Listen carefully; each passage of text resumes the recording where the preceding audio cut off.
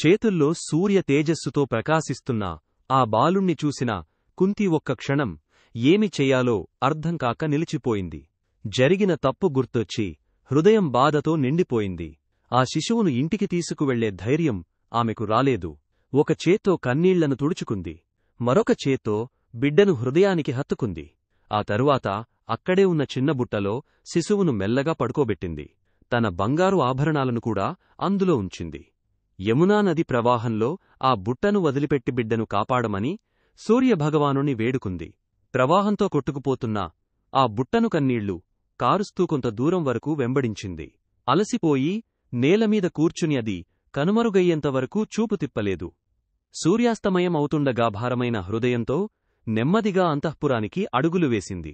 కాలక్రమంలో ఆ సంఘటన ఆమె మదిలో మసకబారిపోయింది.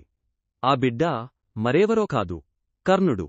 ఆ తరువాత పాండురాజుతో వివాహం జరిగింది. ఇది కుంతి దాచిన రహస్యం. ఆ మంత్రం ద్వారా ఏ దేవుణ్ణి ఆరాధించినా సంతానం లభిస్తుందని మాత్రమే చెప్పింది. కాని సూర్యుడితో జరిగిన ఈ రహస్యాన్ని ఎవరికీ వెల్లడించలేదు.